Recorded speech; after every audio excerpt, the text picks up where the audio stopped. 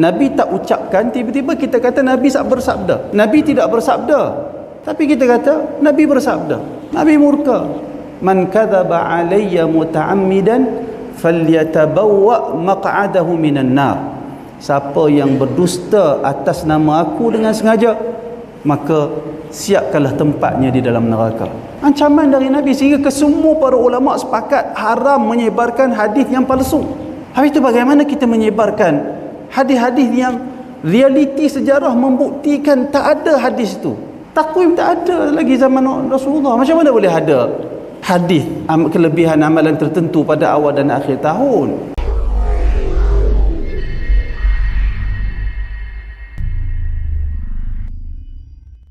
Saya nak bagi tahu kepada tuan-tuan, masyarakat kita dari dulu sampai hari ini, dan lebih malang para ustaz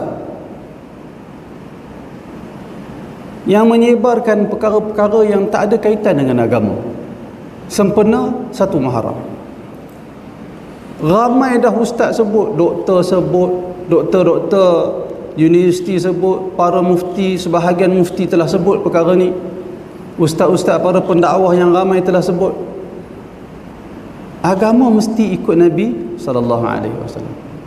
Tuan-tuan, saya nak bagi tahu kepada tuan-tuan, sekarang ni biasa setiap tahun, bila masuk tahun baru, maka datanglah dakwaan, amalan itu, amalan ini. Dulu biasa kita dengar amalan membaca doa akhir tahun dan awal tahun, kemudian baca Yasin akhir tahun dan awal tahun. Ini baru pula mari ada hadis tentang kelebihan melakukan amalan saleh pada akhir tahun dan awal tahun. Dikatakan malaikat naik ke langit, kemudian Allah Subhanahu Wa Taala tanya kepada malaikat tersebut, apa yang dilakukan oleh hamba aku ketika kamu meninggalkan fulan bin fulan? Kata malaikat tersebut, dia melakukan amalan saleh. Maka lalu dikatakan, Allah Ta'ala kata kepada malaikat tersebut, ampunkan segala dosa dia di antara dua amalan tersebut, yakni amalan di akhir tahun dan amalan di awal tahun. Tuan-tuan sekalian, ada orang berani kata perkara ini datang dari Nabi SAW. Saya nak bagi tahu kepada tuan-tuan sekalian dan kepada kesemua para pendakwah, ini nasihat sesama orang Islam. Kita kena tahu, cuba kita kembali kepada sejarah. Takwim, penetapan awal bulan pertama, bulan kedua, bulan ketiga tidak dikenali di zaman Nabi Muhammad SAW. Penetapan kalender tu, ni bulan pertama, bulan kedua sampailah bulan ke-12, tak ada di zaman Nabi Muhammad SAW. Tidak ada di zaman Abu Bakar As-Siddiq radhiyallahu anhu. Tak ada sama sekali. Kalender takwim ni wujud pada zaman Umar bin Al-Khattab. Sebahagian ulama kata pada tahun ke-16 Hijriyah, sebahagian ulama kata pada tahun 17 Hijriyah. Rasulullah meninggal, Rasulullah wafat pada tahun ke-10 Hijriyah. Naik Abu Bakar As-Siddiq radhiyallahu anhu, perintah negara Islam selama 2 tahun lebih. Jadi 13 Hijriyah Abu Bakar dah tak ada dah, wafat. Naik Umar bin Al-Khattab 14, 15, 16, tahun ketiga atau tahun keempat zaman pemerintahan Umar bin Al-Khattab radhiyallahu anhu baru datang takwim ni. Barangkali tuan-tuan tanya, macam mana zaman Rasulullah tak ada takwim? Bulan ada. Rasulullah dan umat Islam ketika Rasulullah hidup, umat Islam tahu nama bulan Muharram, Safar, Rabi' Awal, Rabi' Akhir, Jamadi Awal, Jamadi Akhir, Rejab, Sya'ban, Ramadan, Syawal, Zulqa'dah, Zulhijjah. Rasulullah tahu, sahabat pun tahu, tapi tak ada penetapan awal tahun, akhir tahun, tak ada, tak berlaku. Bahkan tuan-tuan, orang Arab dahulu, mereka ada satu perangai yang Quran sebut sebagai nasi, iaitulah di dalam surah Taubah Allah Subhanahu wa taala berfirman, innaman nasi'u ziyadatun fil kufr yudallu bihi alladhina kafaru yuhillunahu 'aman wa yuharrimunahu 'ama liyuwati'u 'iddata ma harrama Allah fayuhillu ma harrama Allah. Orang Arab jahiliah dulu di zaman Nabi, mereka ada satu sikap, mereka suka ubah-ubah bulan. Mereka tahu bulan ada 12 bulan, mereka tahu, mereka ada hitung tu. Tapi yang pentingnya mereka tak ada awal tahun dan akhir tahun. Cuma macam mana mereka nak tahu tarikh penting? Biasanya mereka akan tengok peristiwa besar yang berlaku. Sebab tu tuan-tuan, kalau orang tanya kepada kita, bila Rasulullah dilahirkan, pada tahun apa Rasulullah dilahirkan, kita akan sebut tahun gajah. Kenapa? Jadi mereka kenal tahun gajah tu berlaku bila, lalu apa-apa peristiwa yang berlaku selepas peristiwa pelanggaran tentera Abraha, tentera bergajah ke kota Mekah. Jadi mereka kata peristiwa ini berlaku setahun setelah berlaku peristiwa tentera bergajah. Peristiwa ini berlaku 2 tahun setelah peristiwa tentera bergajah. Kenapa dia guna perkara tu? Kerana tak ada tahun. Maksud saya, tak ada sistem kalender ni, tahun pertama Arab Quraisy, tak ada. Tak ada. Bagaimana boleh wujud kalender? Wujud kalender seperti yang saya bagi tahu kepada tuan-tuan, pada tahun keempat atau kelima pemerintahan Umar bin Al-Khattab radhiyallahu anhu, iaitulah apabila empayar Islam berkembang di zaman Umar. Maka Umar menulis surat kepada gubernur-gubernur yang dihantar, barangkali sebahagiannya ke Mesir, ke negara-negara lain, ke Iraq dan seumpamanya. Umar hantar surat memberi arahan dan seumpamanya. Ada ketika surat yang disampaikan kepada gubernur-gubernur Umar seperti Abu Musa al-Ash'ari, surat itu sampai lewat. Bila dia sampai, serentak surat, 2-3 pucuk surat sampai kepada Abu Musa al-Ash'ari. Lalu bila sampai serentak, menyebabkan timbul masalah pada Abu Musa. Dia tak tahu mana satu surat awal, mana satu surat kemudian. Jadi susah nak laksanakan perintah Umar. Lalu Abu Musa al-Ash'ari tulis surat semula kepada Umar bin Al-Khattab di Madinah. Beritahu, wahai Amirul Mukminin, sampai kepada aku surat daripada kamu, tapi masalah surat yang sampai kepada aku itu beberapa pucuk surat, beberapa arahan yang kau arahkan kepada kami, tapi kami tak tahu mana satu surat awal, mana satu surat kemudian. Lalu bagaimana nak laksanakan perintah? Lalu segera Umar bin Al-Khattab radhiyallahu anhu menghimpun ke semua para sahabat yang utama. Segera Umar bin Al-Khattab menghimpun para sahabat yang utama, terutamanya Ahlul Badar, terutamanya sahabat yang menyertai peperangan Badar, untuk bincang masalah ni, macam mana jalan penyelesaiannya. Lalu bangun seorang sahabat, salah seorang sahabat, saya tak ingat siapa. Sahabat itu kata, wahai Umar, aku pergi ke negeri sekian-sekian, bukan negara orang Islam, negara orang bukan Islam.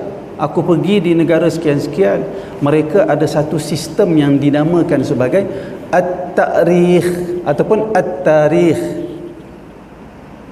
Ada sistem begitu, iaitulah sistem tarikh. Satu hari bulan Zulhijjah tahun sekian-sekian dinamakan sebagai, kita sebut kalender. Zaman tu sebut at-tarikh ataupun at-tarikh.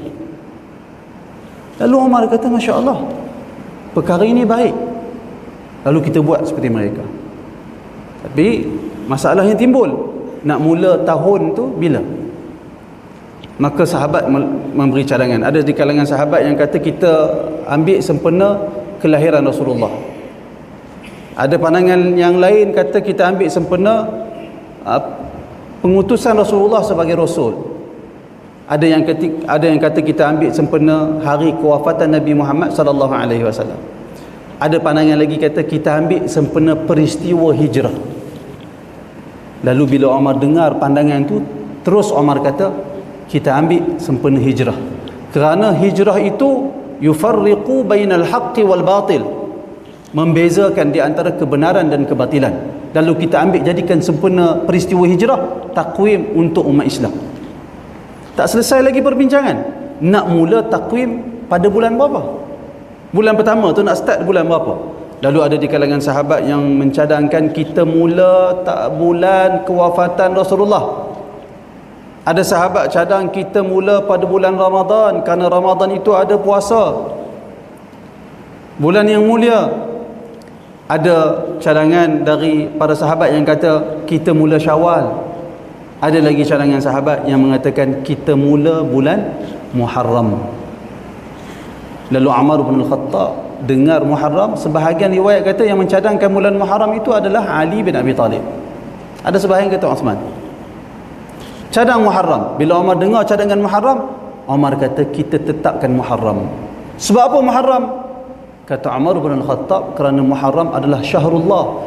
Nabi sebut Muharram syahrullah. Muharram itu bulan Allah, menunjukkan kemuliaan dan keagungan bulan Muharram berbanding bulan lain. Demikian juga Umar sebut, Umar kata kita pilih Muharram kerana apa? Kerana pada bulan Muharram orang Islam semua kembali ke negeri masing-masing setelah mereka selesai melaksanakan ibadah haji. Ibadah haji lastnya 13 Zulhijjah. Jadi semua balik ke negeri mereka. Muharram mereka sampai di kampung halaman mereka, ke negeri mereka. Mereka baru sahaja pulang dari melaksanakan ibadah haji, maka kita jadikan Muharram sebagai bulan pertama bagi kalender Islam. Demikian juga kata Umar bin Khattab radhiyallahu anhu, kerana bulan Muharram merupakan bulan penetapan keazaman untuk mula berhijrah di zaman Rasulullah. Rasulullah tak berhijrah pada bulan Muharram. Rasulullah berhijrah dari Mekah, keluar dari Mekah menuju ke Madinah. Dalam peristiwa hijrah, Nabi keluar pada tarikh 12 Rabiul Awal. Sampai ke Madinah lebih kurang 9 Rejab tak silap saya. Rabiul Awal, Rabiul Akhir, Jamadil Awal, Jamadil Akhir, Rejab. Saya tak pasti, tapi sampai pada selepas itulah. Namun keluar dari Mekah pada tarikh 12 Rabiul Awal. Kenapa pilih Muharram? Kerana ketika perjanjian Aqabah, tuan-tuan, saya harap tuan-tuan ingatlah perjanjian Aqabah ni apa dia. Perjanjian Aqabah ni iaitulah perjanjian 2-3 kali orang Madinah datang ke Rasulullah. Kali pertama datang berjanji mempertahankan Rasulullah. Pada musim haji bila tuan-tuan? Zulhijjah.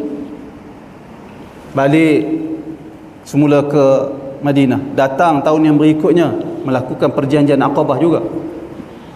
Sehingga 3 kali berlaku perjanjian Aqabah. Semua tu berlaku dalam musim haji, iaitulah bulan Zulhijjah.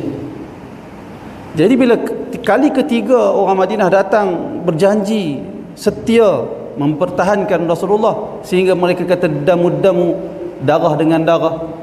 Maknanya Rasulullah sanggup menggadaikan darah, kami juga sanggup menggadaikan darah.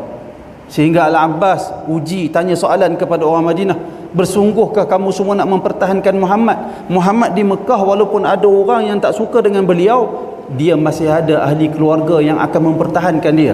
Kerana Al-Abbas pak saudara Rasulullah. Al-Abbas kata, sanggupkah kamu mempertahankan Muhammad seperti mana seorang lelaki mempertahankan kain dia, ataupun sebagaimana seorang lelaki mempertahankan kain dia? Tak silap saya begitu perkataan Al-Abbas. Orang Arab dia kiaskan dengan orang lelaki jaga kain, jaga aurat, kerana aurat itu adalah maruah. Dia akan mempertahankan maruah dia. Seperti mana dia memelihara anak dan isteri dia, maka demikianlah dia akan pelihara Nabi Muhammad, membela Nabi Muhammad. Lalu bangun orang Madinah menegaskan kesungguhan mereka untuk membela Nabi Muhammad sallallahu alaihi wasallam. Tengok orang Madinah ni memang confirm bersungguh-sungguh nak bela Rasulullah. Perkara itu berlaku dalam bulan Zulhijjah.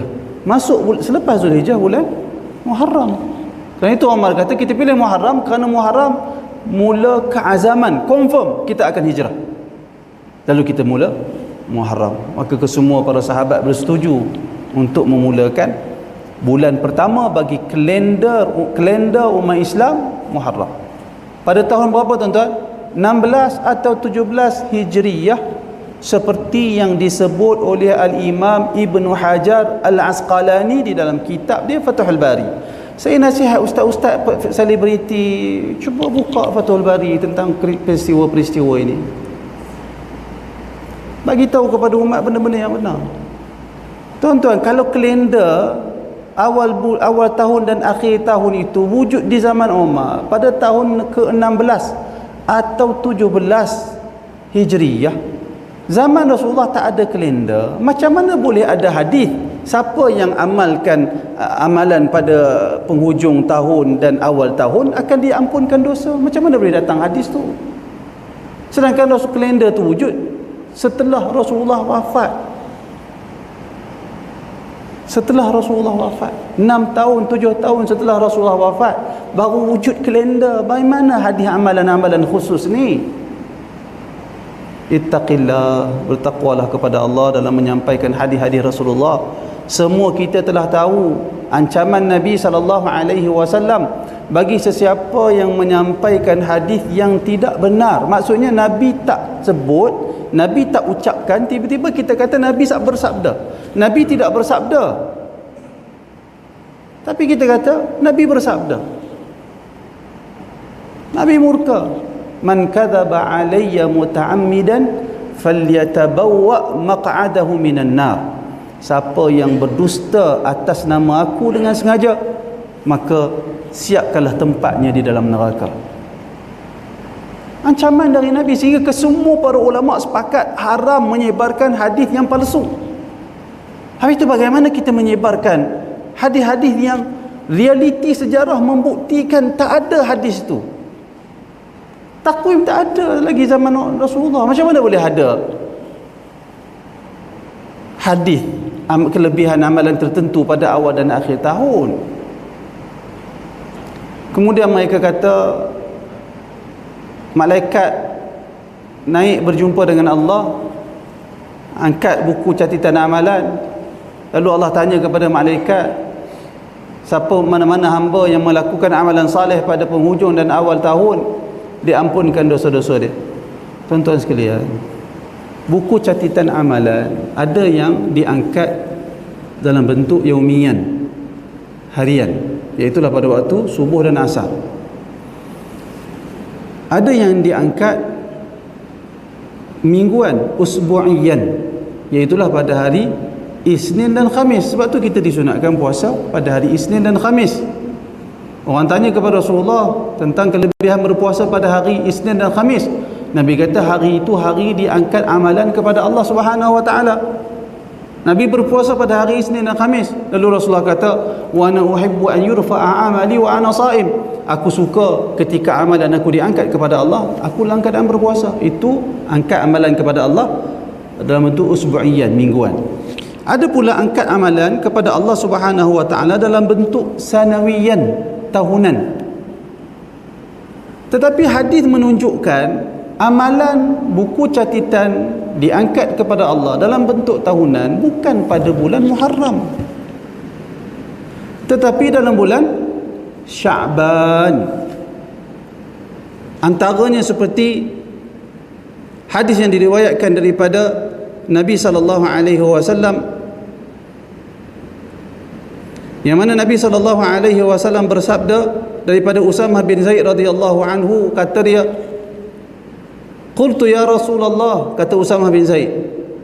Usamah bin Zaid bin Harithah, cucu kepada anak angkat Rasulullah sallallahu alaihi wasallam. Kata Usamah, aku berkata kepada Rasulullah, "Ya Rasulullah, lam araka tasumu syahran min asy-syuhur ma tasumu min Sya'ban."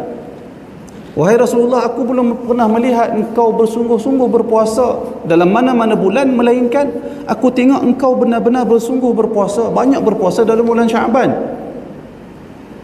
Tak seperti bulan-bulan yang lain. Dalam bulan Sya'ban ni aku tengok engkau, wahai Rasulullah, banyak betul puasa. Lalu Nabi SAW bersabda, "Dzalika syahrun yaghfulun nasu anhu baina Rajabin wa Ramadan." Kata Nabi, Sya'ban itu merupakan bulan yang orang ramai mengabaikannya, orang ramai tidak mengindahkannya. Iaitulah Sya'ban itu terletak di antara Rejab dan Ramadan. Kenapa Nabi sebut Rejab? Sya'ban itu terletak di antara Rejab dan Ramadan. Kerana orang Arab dahulu ni dia suka ubah-ubah bulan seperti saya sebut tadi. Bulan Rejab mereka tak boleh perang. Bulan Muharram mereka tak boleh perang. Bulan Zulqa'dah, Zulhijjah mereka tak boleh perang. Tapi ada ketika mereka nak perang, mereka geram sungguh dengan musuh mereka, nak perang juga. Kebetulan bulan tu bulan Rejab. Dia berkata tak apa, bulan ni tak jadi bulan Rejab. Dia buat sistem macam tu. Tu sistem nasib tadi ni. Quran sebut dalam surah Taubah. Bulan ni tak jadi bulan Rejab. Bila bulan Rejab? Bulan lepas, ataupun bulan depan. bulan depan buat Rejab. Sebab tu Nabi bila sebut bulan Syaban adalah bulan yang orang ramai tidak mengendahkannya. Lepas tu Nabi tegaskan dia terletak di antara Rejab dan Ramadan. Kemudian Nabi kata, wa huwa syahrun turfa'u fihi al-a'malu ila rabbil alamin. Syaban itu merupakan bulan yang akan diangkat catatan amalan kepada Tuhan sekalian alam.